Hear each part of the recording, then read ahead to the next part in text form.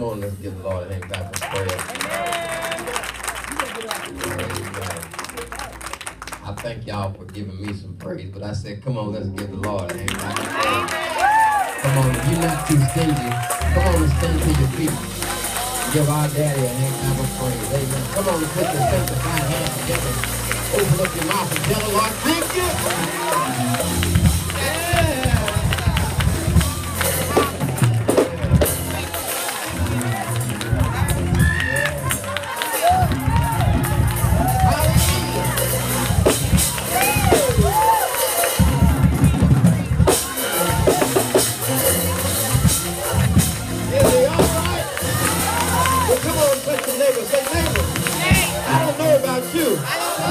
I didn't turn 100 years old like Mother Lacey, but I got something to shout about. Anybody got something to shout about? Well, come on and take 2 seconds and give the Lord some praise.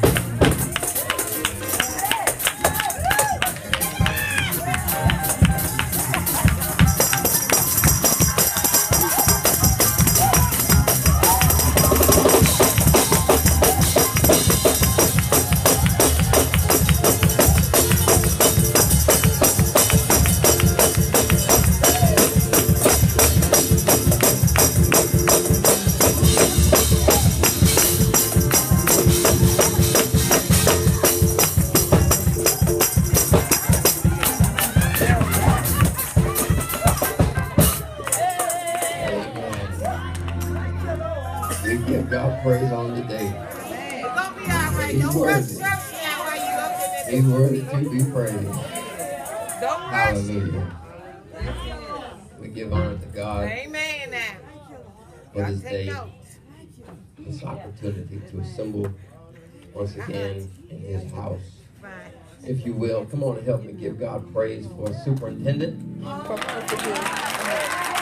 Jarrell. To his lovely wife, First Lady Humble Johnson. God bless you. Our mother, district missionary, and church mother. Amen. God bless you. Y'all help me out. It's been a while. You know, help me out. Help me out. Help me out. Yeah, it's been a while now. Mother Lacey, Mother Griffin, Missionary Parker, First Lady. Amen. God bless you. The officers of this great church. To all the protocol, I don't know the call. God bless you. Amen. Now it's gonna be all right in the name of Jesus. Yeah, it's good to be home, y'all.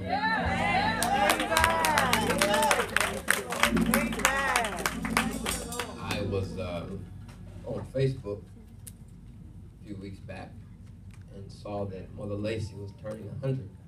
I picked up my phone immediately and texted Elder Dotson and called Superintendent Johnson. Said, I'm coming to Tulsa. I'm not going to miss Mother Lacey's birthday.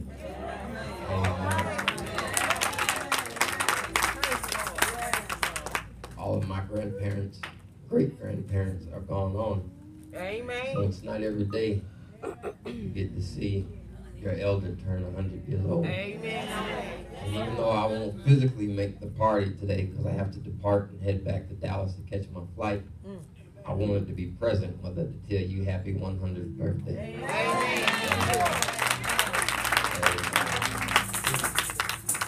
Praise the Lord. Eternal and all-wise God, we thank you for this day. Thank you for this opportunity that you have granted unto us. Prepare us now to hear what thus saith the Lord. Open our hearts, open our minds, open our spirits to receive from on high. Allow me, God, to speak as an oracle to these your people. Hide me behind your cross and cover me with your precious blood. That no flesh will glory in your sight. This I pray, we pray in your son Jesus' name.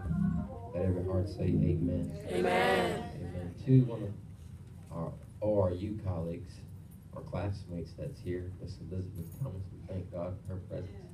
Amen. Well, amen. Amen. And I feel like I'm a Northside kid, so I'm glad all the Northside kids are here today. Amen. And I want to thank Sister Perma for leaving her signpost to come all the way to Miss Paulette. Amen. I'm glad to see the family in the house. Amen. Yeah, Pastor said I should have came in custom, but I cut the food when I finished up here. Amen. Amen. All right. Genesis chapter 21. And we'll be reading verse 1. Genesis chapter 21, reading from the New Living Translation. And we find these words. The Lord kept his word and did for Sarah exactly what he had promised. That's all I'm going to read. All right. The Lord kept his word and did for Sarah exactly what he had promised. I want to talk from the thought, if God said it. If God said it. I wanted to talk from the thought, the gift of 100 today, but that probably would have been more catered to Mother Lacey than the rest of us. Amen. So I had to change the thought for today. Amen. So I want to talk from the thought, if God said it. There's a poem, I wasn't able to find the author, but the author writes, I sit here and wonder, is it ever to be? Will I get to display the mother in me? Wonder in time how the story will end. Will they just be for others, the showers I attend? When it's my turn, I ask God each day. The only answer I get is not today. I ask only to know what my future might be. To plan and prepare, God, please tell me. I just need to know how long to be strong. Sometimes I question my strength to go on. I sit here and wonder, is it ever to be? Will I get to display the mother in me? Genesis chapter 11 introduces us to a woman by the name of Sarai. She is the wife of Abram, and Scripture notes in the same chapter that Sarai was barren and had no child. While she is unable to give birth, God gives her husband a command and a promise. The command is to leave the native country, relatives, and his father's house, and go to a land that God will show him. Yeah. The promise which follows is a sevenfold blessing. You know it. I will make you a great nation. I will bless you, make your name great. You will be a blessing to others. I will bless those who bless you, curse those who treat you with contempt, and all families on earth will be blessed through you. Abram does as he has been commanded, and the Lord reappears to Abram to show him the land he will give to his descendants. While God is making and fulfilling promises to Abram requests his wife to lie to the Egyptians to save his life. Amen. Thus far in this narrative, we see the blessed husband and the barren wife. Although she could enjoy the blessings of Abram as his wife, she still had to deal with the individual crisis going on within.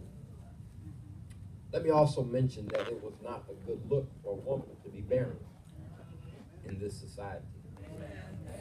For a woman's prize, her claim to fame, was to bear her husband children.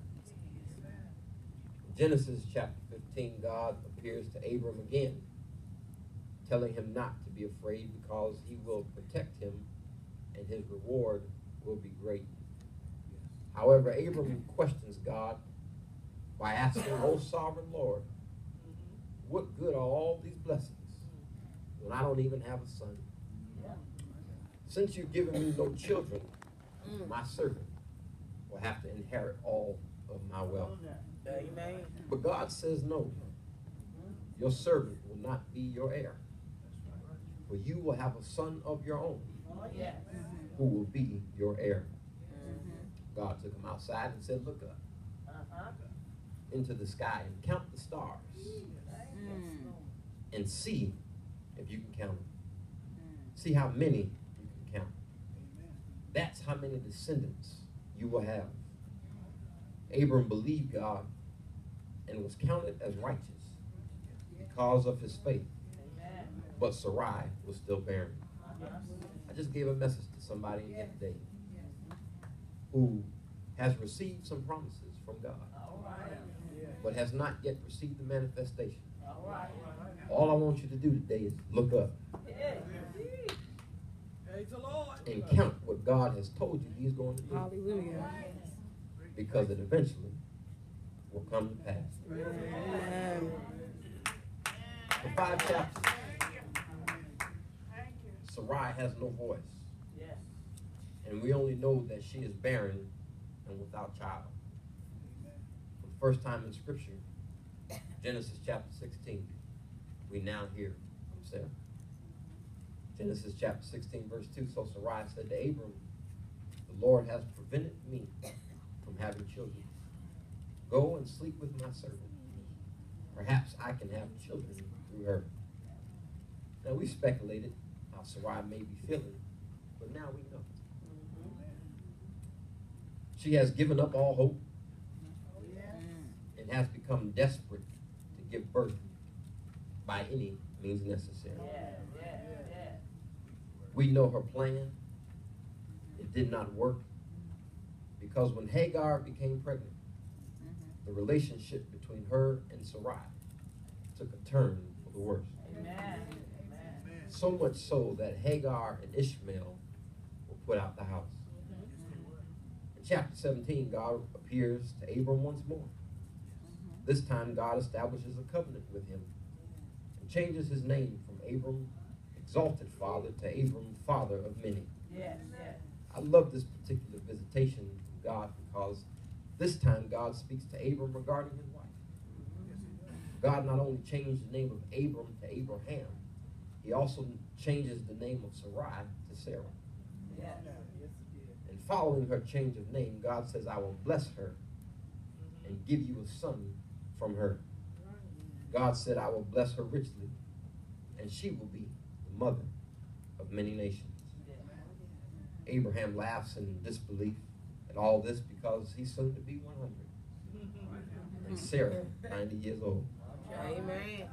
Abraham calls the name of only one son, Ishmael, to live under this special blessing. But God says, "I'm not talking about Ishmael. I'm talking about your wife, Sarah. She will give birth to a son, and you are to name him Isaac. And I will confirm my covenant with him and his descendants as an everlasting covenant. I'll bless Ishmael as you asked, but this time next year." Look at your neighbor and say, "This time, This time, Isaac will be born." Isaac will be born. I'm going to my seat.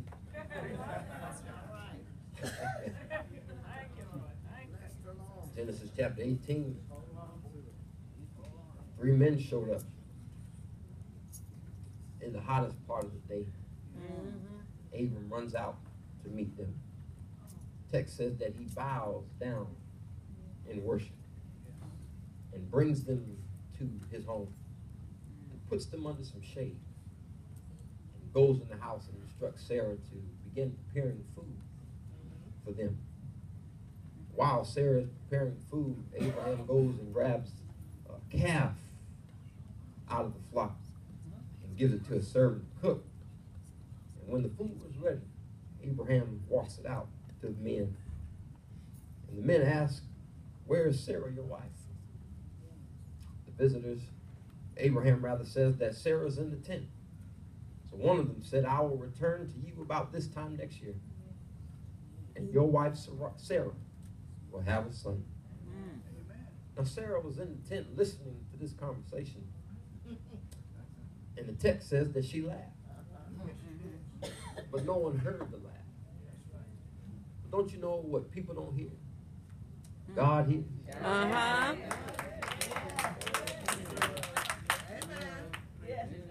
The text tells us that she laughed silently to herself and said, "How could a woman like me enjoy such pleasure, especially when my master, my husband, is also old?" But the Lord speaks to Abraham again and said, "Why did Sarah laugh? Why did she say, 'Can an old woman like me have a baby?'" The Lord asked Abraham a question. Is there anything too hard for the Lord? Look at your neighbor and say, "Neighbor, he's going to his seat."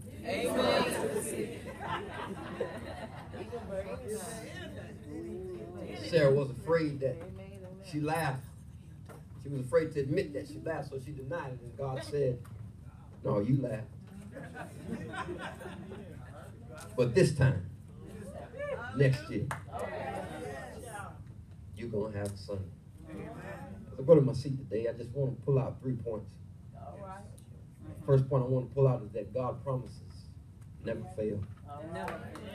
If God gave you a promise, He is able to do just what He said. The Bible says to be not weary in well doing, but in due season you'll reap if you faint not. All I want to tell you today is hold on. If God has been speaking to you, hold on. If God gave you a promise, hold on. Weeping may endure for a night, but joy is coming in the morning. Anybody here waiting on joy? When knocking on your door, I want to tell you it's on the way. Second point I want to leave with you today is that this situation between Abraham and Sarah was something that was not done in their own power. It was a miraculous birth. It was something that was contrary to nature. Because nature tells us that at 190 years old, the body is no longer in position to produce a newborn life. But God is able to use anything, anyone, at any time to bring forth that which what He has promised. I just want to tell you, hold on. Your miracle is on the way. Do I have a witness here? Well, the third thing I want to tell you is that Abraham was 100 years old. Sarah was 90 years old. And the birth of Isaac must have been a birth that neither one of them have anything to do with. My brothers and sisters, God gave us power to help some things happen in our life. But God got some blessings stored up for us that we don't have no say-so in, that we can't put our hands in. When we have exhausted our power, when we have exhausted our resources, that's when God can show up and take a barren situation and make life out of a dead situation. Is there anybody in here in a dry, dead place?